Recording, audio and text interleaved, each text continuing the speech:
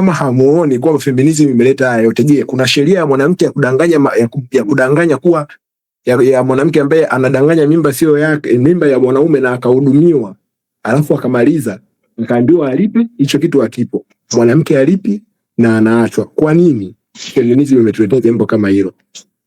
Mimi asanteni. Okay, shukran kaka Gideon. Naomba Rachel then Ignacio afate. Rachel unaweza kuanza. Asante. Mimi nilikuwa nataka niongee ni kwamba hivi hii mada ya kuhusiana na mambo ya feminism na masculinity, it's a very hot topic, kwa sababu mimi nasema tu kwa perception yangu ninavyoona, men they're trying to pull it in their side kwa wanaotetea, yani kwa wanao base hivyo, jaribu kuvuta upande wao kwa ikiwa kana kwamba wanakimbia majukumu. Kama ukimbii it's okay, ila wanaofanya hivyo wanajua, na wanawake wanafanya hivyo sometimes ili kukwepa nini, yani ku drain economically ya men, of which nilichojifunza kwa Grace kwamba hivi inakaa vizuri ukipata mtu ambaye mnaweza mkadecide mkaongea. Kuna familia ambazo zinahudumiwa na mwanamke exclusively bila watu kujua, bila kuwa na 50-50 whatsoever, kwa sababu wali make a good decision. Na kuna wanaume ambao wanafanya all of it bila kusema feminism or whatsoever, kwa sababu maamuzi waliweka maamuzi mazuri. Ninachotaka kusema hivi ni kwamba mimi bado tu nitaendelea kusimamia feminism, imeleta mambo mazuri, tukiwa hatu involve feminism na mambo ya sexual roles, tukiwa hatu involve feminism na mambo ya provision to the family base. Asante. Okay, asante. Kaka Ignacio unaweza kuingia. Yeah. Mimi nimekuja kucement hiyo mada ya nanili ya Bwana Gideon kuhusu hizo mambo ya kesi.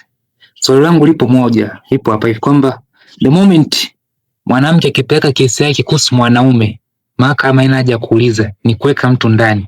But the moment mwanaume akija kata kesi ya mwanamke, mahakama iamini, inasema maybe ni nini, yani imwamini, watafanya uchunguzi hivyo. But the moment mwanamke akipeleka kesi ya mwanaume, hiyo hamna kuuliza, moja kwa moja anaingizwa ndani bila kujua jamaa yuko guilty, amesingizwa, amefanyaje.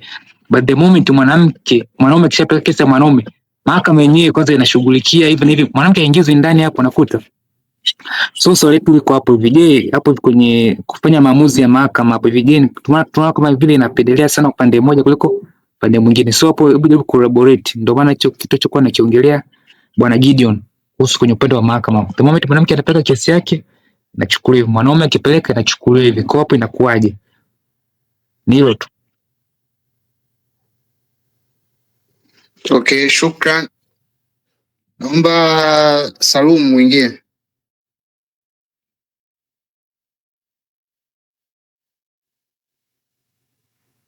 Salum, unaweza kuingia. Asante. Nilikuwa nataka kumjibu Gideon kwamba kuna hapa alisema kwamba wanawake hawatoi zile hela za tunaita child support kufupi. Kwamba mkeo mmeachana, like yule mzazi ambaye anachukua watoto. Hafla mimi niachana mke wangu. Kwa sheria za wazungu, sijajua kwa Tanzania, ni kwamba mimi nikichukua watoto, yule mwanamke anatakiwa atoe child support ile hela kwa ajili ya kulea. Vivyo yule mama kama akichukua watoto, kama court imempa watoto, that means baba mimi natakiwa nitoe hiyo child support, hiyo hela. Kama hapo umeshaona. Nilikutaka kusema hivyo. Pia kuna kitu alikuwa anaongelea Gideon, kuna kitu kinaitwa circumstantial evidence, ambayo hii hapa ni ushahidi wa mtu ameenda amekuaccuse umeiba kitu fulani, hakuna ushahidi wowote, lakini kama yule mtu yeye amekuona unaweza kufungwa kwa huo ushahidi. Yani like yule mtu mmoja anaaminiwa kama shahidi, amekuona hicho kitu na hakuna ushahidi wowote, amesema nimekuona umefanya kitu fulani, utafungwa.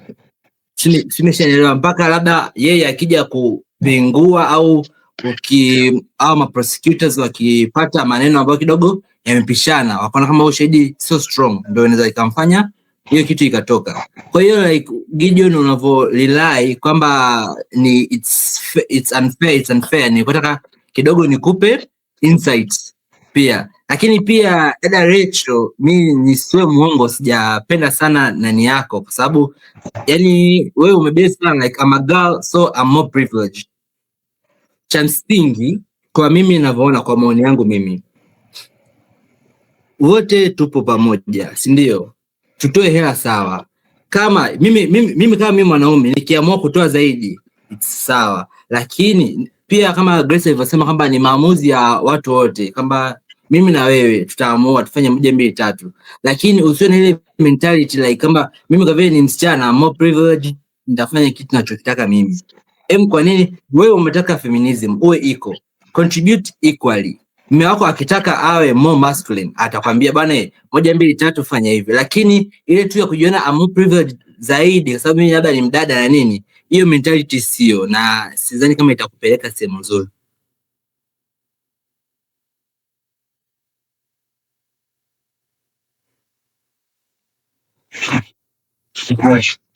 Okay, asante. Naomba dada Grace aingie afuatiwe na Brian. Thank you.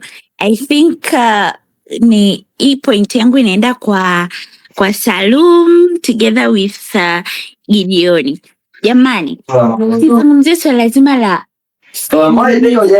haijaletwa ili kumdrop mwanaume from majukumu yake au kumbadilisha mwanamke from majukumu. Mimi nitaenda kazini, nitalipwa mshahara, nita provide for that family, and yet nitabeba mimba, nitapush huyo mtoto, mimi ndo nitamlea huyo mtoto, na bado huyo mtoto kukiwa kuna any disorganization hapo katikati, mimi mama ndo nitakuwa blamed. Leave that aside. I wake up in the morning and I prepare breakfast for my husband, na pasi nguo zake, and I give you a morning thing.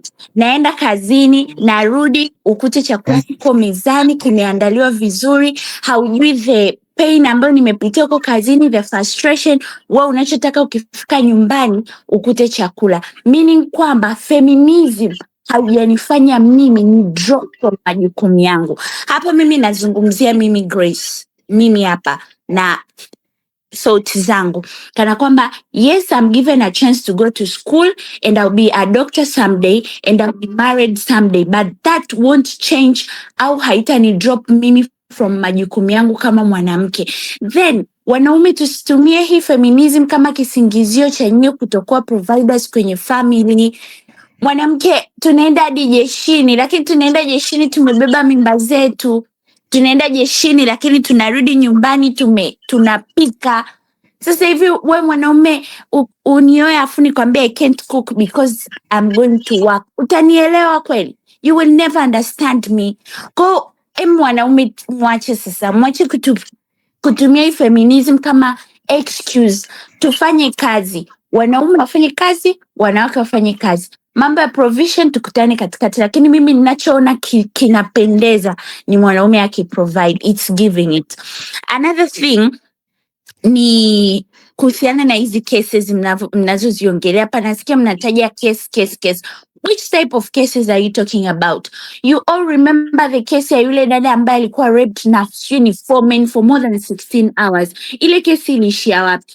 No, ilikuwa inaenda to me. I don't think kama hata wale watu walifungwa.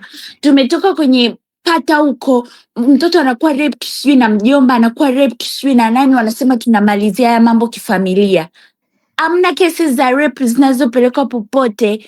Hata tu hapo darasani kuna sexual assaults zinaendelea nyingi. Kwani wadada hatui assaulted na walimu? We are being assaulted and that is even affecting you men. Kwa sababu mwalimu akikuona una mahusiano na it's affecting the result too. Imepelekwa wapi? Kwani ni walimu wangapi tunasikia story zao? And nothing has been done. Kwa msilaumu feminism. Yani iacheni tu hivyo. They are doing a great work kwa kusaidia wanawake. They are doing a great work. Kwa sababu regardless feminism kuja with their 4 waves, bado hayo matukio yanaendelea. Bado wanawake wanakuwa raped, bado wanawake wanapigwa na kupigwa na hatusemi chochote, hatuongei chochote. Thank you. Okay, asante sana Grace. Naomba kaka Brian uingie, akitoka nitamruhusu Venance. Brian, unaweza kuanza. Asante. Mimi kama vile nilivyoambia, mimi ni mmoja active feminist.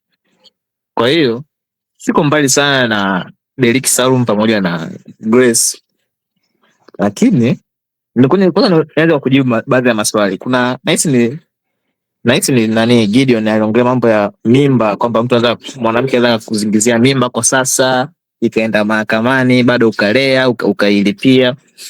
Sasa mimi nauliza, tuseme katika kizazi cha zamani, if ungekuwa umejulikana umempa mtoto wa watu mimba, kwamba walikuwa hawakushikilia kwamba unabidi uprovide. Tena kwa culture za Kiafrika, ukimzalisha mwanamke wa mtu, ukimpa mimba hata kabla ya ndoa, kuna price unalipia kama fine. Kwa tuseme hata msichana wa kizamani angeamua tu kuzingizia kwamba Gideon, hii ni mimba yako, akawaambia hivyo wazazi wake, walikuwa wanakuhold accountable vile vile. Kwa hiyo sasa kama feminism imekuja kusema kwenye mambo kwamba inatetea wanawake, kwamba kuna nani, hichi ni kitu kwamba ni perception tu ya mwanamke wako uliokuwa naye akaamua kuzingizia wewe. Hili sio jambo la kuja kuiblame feminism kwa upande wangu mimi, na najua ni 100%. Uwezo kaja kwa blame kwamba kwa sababu umelea mimba uliozingiziwa kwamba ni hii kwa sababu ya feminism. Hapana. Hata kizazi cha zamani uko ukizingizio utahold accountable vile vile. Utalipa fine, labda utamlea huyo mtoto. Tena walikuwa wale wanakuzilia mtoto kabisa, unakaa nao. Haya, ukiongelea kwamba swala la mahakama, kwamba swali hili nahisi ni Ignacio aliuliza kwamba mwanaume akienda kuripoti mahakamani kuhusu kesi inachukuliwa sio chapu, mwanaume inachelewa. Hapo mmekuja kuongelea about cases za sexual, na labda ni kesi za sexual. Wewe nakuuliza mfano mwanaume akaenda kusema hivi, akaenda kutoa kesi mahakamani kwamba nimemshuhudia Grace kimuua mtu fulani. Unadhani kwamba hiyo kesi itasikizwa muda huo? Hapana, hiyo ni kesi ya mauaji, yani lazima asikizwe, itasikizwa muda huo. Grace atachukuliwa, atasikizwa mahakamani mpaka uchunguzi uendelee. Ila ukija kusema labda Grace akaenda kureport about sexual harassment, hizo ni moja ya sensitive cases, umeona? Kwa kuna kesi mimi nadhani usiongelee kwamba mwanamke akaenda kuripoti itachelewa. Maana wewe Ignacio uwezo ukaenda kuripoti kwamba Grace, nimemshuhudia mwanamke fulani akifanya mauaji, afu kwa sababu ni mwanamke ngoja haiwezekani tufanye nani. Hapana.